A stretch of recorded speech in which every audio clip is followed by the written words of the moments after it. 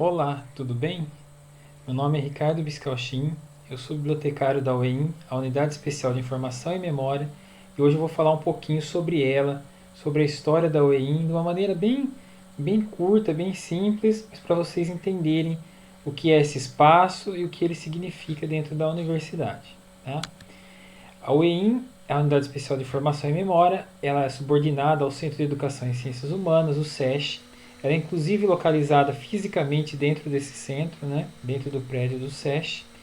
Ela se originou como UEM no ano de 1998 e a sua origem remonta do Arquivo de História Contemporânea, o AHC, que foi criado no final dos anos 70, com o intuito de desenvolver atividades de conservação da memória histórica e cultural no âmbito regional e nacional.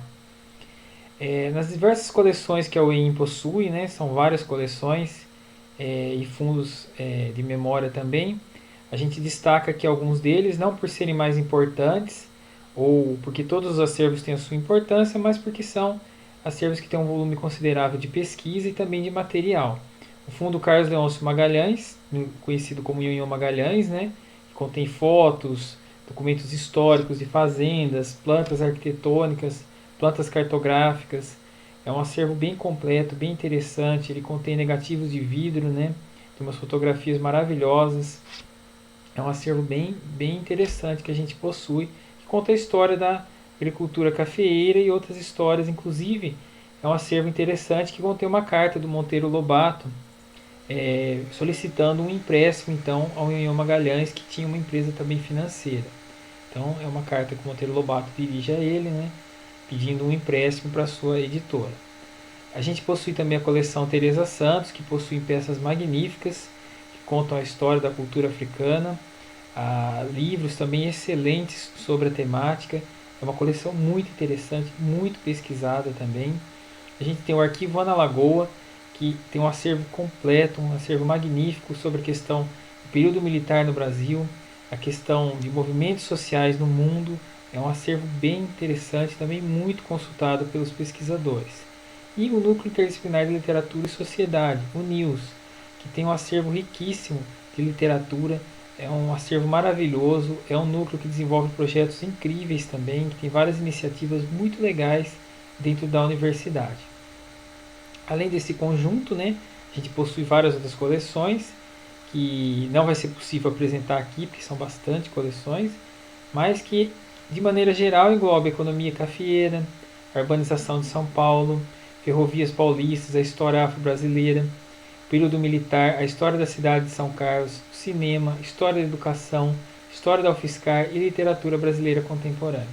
Então é um acervo bem vasto, bem interessante.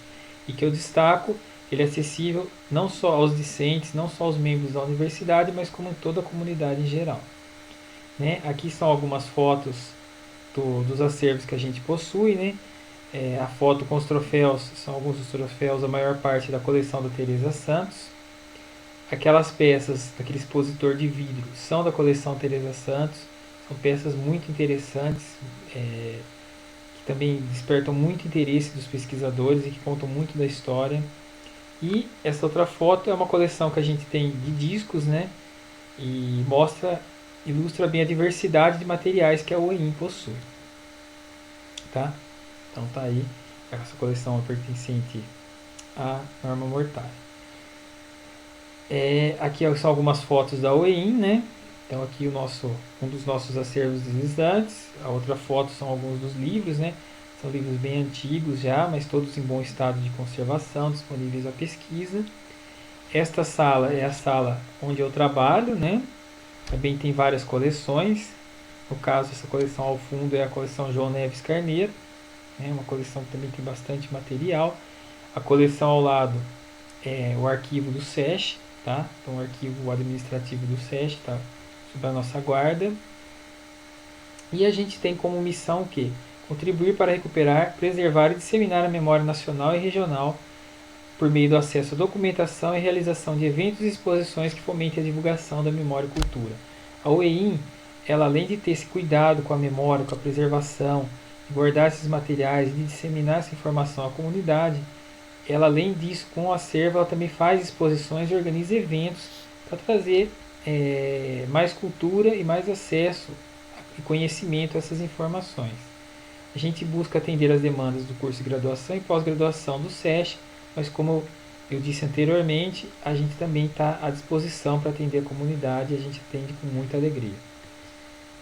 Bom, o acervo da UEIM é composto por mapas, por plantas arquitetônicas e cartográficas, periódicos do fim do século XIX, fotografias, microfilmes, fitas cassete, VHS, DVD, documentos arquivísticos, cartas, objetos tridimensionais, livros, folhetos, discos de vinil, discos de goma lacra e outros materiais distribuídos em fundos e coleções. Então a gente tem uma diversidade de materiais muito grande.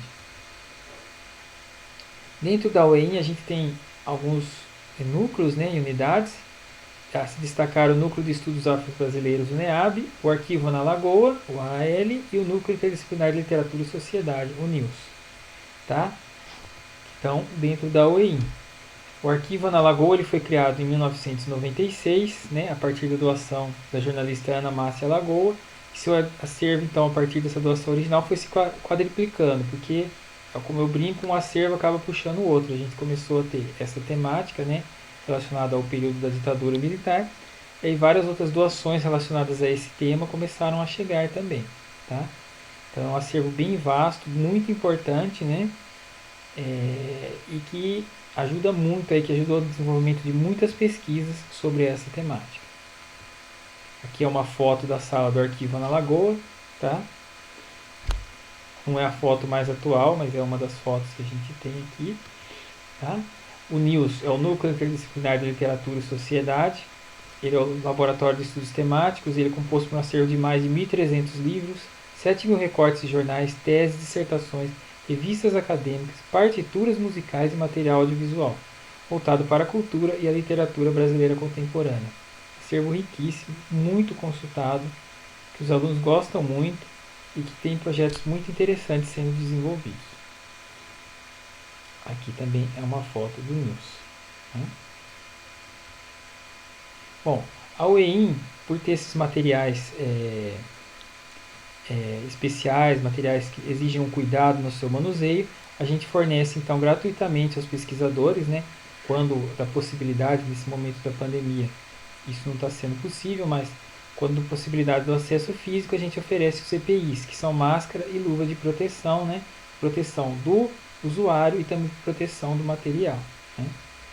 Então a gente fornece esses EPIs e a gente tem alguns cuidados com o nosso acervo. A gente usa os umidificadores, usa um data logger que serve para a gente medir a umidade, né, e a temperatura do acervo, para que tenha uma preservação desses materiais, né, para que eles durem o máximo de tempo possível. Uma questão importante, já falando em durabilidade e também nessa questão da pandemia, é a questão da digitalização, né? E isso eu divido com vocês, porque vocês, quem estiver pensando em digitalizar alguns materiais, para fim de preservar ou para fim de possibilitar um acesso, agora que a gente está nesse período de pandemia, de repente você quer mandar uma foto que você tem física para um parente, alguma coisa, então tem alguns cuidados na digitalização e eu vou pegar esse espaço e vou aproveitar para dar algumas dicas. Primeiro, é importante higienizar os materiais e acondicionar em local adequado, porque digitalizar não significa descartar o original, né? Muito pelo contrário. Catalogar os documentos, né? Você organizar as suas coisas é sempre importante, isso também pode ser. Selecionar scanner apropriado, porque tem documento que se você for pôr um scanner automático que puxa o material, ele vai acabar estragando o material, precisa de um outro tipo de scanner, ou dependendo do tamanho também do documento, né? O formato e resolução adequado, você pode às vezes digitalizar numa super resolução, você vai ter uma qualidade excelente, mas você tem espaço no seu HD, na sua nuvem, para armazenar esse documento nesse tamanho, vai ser legal você disponibilizar isso online com um tamanho muito grande que vai exigir a pessoa fazer um download num arquivo muito pesado. Qual que é o uso, o que é mais prático, o que é o ideal, o que é necessário. Então, tudo isso tem que ser pensado. Tem normas também para isso, né, que a gente tem que seguir, mas para uma digitalização em casa, por exemplo, você pode pensar mais no que é mais prático, né, para você. E sempre ter um backup para disponibilizar, ter o acesso, né, é uma coisa importante. Essa foto aqui é de um jornal do final do século XIX, né? Ele é de 1891, se eu não me engano, tá? Então a gente digitalizou esse material aqui para encaixar no slide. Ele acabou ficando com a resolução meio ruim, mas a leitura dele é perfeita no arquivo original, tá? E é muito interessante a gente conseguir preservar essa memória. Se a gente pensar um jornal com mais de 100 anos, ele está nesse estado de conservação, já é uma grande vitória, né? Porque o jornal é uma coisa feita para ser lida no dia e depois, né, a ideia do jornal é que sempre seja renovado diariamente. Mas ele foi muito bem guardado, muito bem cuidado e ele está em estado de conservação muito bom. Foi digitalizado para que a vida útil dele seja prolongada, né? Então, antes de ser digitalizado, ele era acessível fisicamente. Hoje, ele só é possível acesso físico a esse acervo por meio de uma solicitação que justifique a necessidade do acesso físico. Caso contrário, a gente disponibiliza ele em formato digital. Essa foto é de uma das propriedades do Nhonhô Magalhães, né? Uma foto, por sinal, muito bonita, né? E essa foto aqui eu coloquei para falar sobre a questão da qualidade da imagem e do formato que você digitaliza. Porque essa imagem ela pode ser tanto no formato TIFF, que ela vai ter um tamanho de 17 megas, ou no formato JPG, que ela teria 2,31 megas. Então, dependendo para que a gente vai querer disponibilizar essa imagem, essa compressão que o JPG faz seria mais compensadora porque ocuparia menos espaço, seria mais fácil de compartilhar. Se não, se quiser a imagem mais fidedigna original, aí seria o TIFF que não tem a compressão de cores, né? Outros cuidados da digitalização é a escolha dos scanners, como eu já tinha mencionado, né? O scanner é de muita importância para a preservação do material. Tem scanners que, dependendo do material, vão acabar danificando, né, o material no processo. E nem sempre o scanner mais caro é o melhor, porque às vezes a gente pensa, vou comprar já o que é o mais caro porque ele vai ser... Não, eu tenho que ver qual scanner que atende a minha necessidade. Tá? Bom, a Weinha ela oferece, além do site, né, nas redes sociais, ela oferece o site weinha.fiscar.br. A gente também tem um perfil no Instagram, que é o in_fiscar. Temos uma página no Facebook, se procurar Unidade de Informação e Memória, vocês vão encontrar. E também um canal no YouTube. Tá? A gente também desenvolve, né, o Book Crossing, que é um conceito de livros livres, onde a gente estimula a troca de livros. Né? As pessoas pegam, leem um livro, para que ele não fique na estante acumulando poeira lá encostado, que a pessoa leve lá, deixe um livro, pegue outro, ou simplesmente só deixe, ou simplesmente só leve, para que haja essa troca, né? E a gente consiga ter acesso a mais e mais livros, né? Então é um projeto bem legal, tem estimulado muito a leitura dentro do espaço, das pessoas que passam por ali, inclusive pessoas que não tinham alfabetização, que passavam por ali, falaram que passaram a ter interesse em aprender a ler para poder ler para os netos, e isso foi muito gratificante e é muito gratificante para a gente. Tá? É um projeto bem legal. Quem tiver uma biblioteca, tiver um espaço, um comércio, um local de grande circulação, pode estar implantando esse tipo de espaço. Um lugar que ocupa pouco espaço, uma coisa tranquila de se cuidar e que acaba ajudando aí socialmente de uma maneira muito legal. Tá? Aqui são algumas fotos, né? A primeira foto à esquerda é onde era a Biblioteca Central, que hoje é o atual prédio do SESC, na década de 70 essa foto. Esse prédio é onde a UEM fica lotada. Tá? A foto aérea é da Federal, né, da Universidade Federal de São Carlos, do ano de 69 e 70. Né? A gente pode ver o campus como ele era pequeno. Quem for hoje ao campus vai ver que ele teve uma expansão muito grande. Né? Isso aí é só o início da universidade. E aqui ao lado a inauguração do edifício da Biblioteca Central, que é onde hoje fica o SESC. Tá?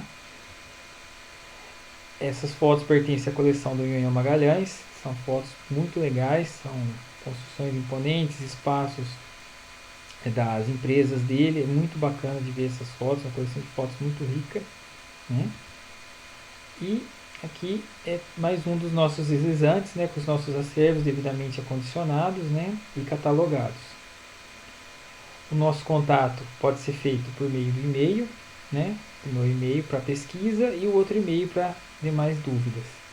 Eu espero que vocês tenham gostado. Eu peço desculpas por ser de uma maneira bem sintética que eu falei, né?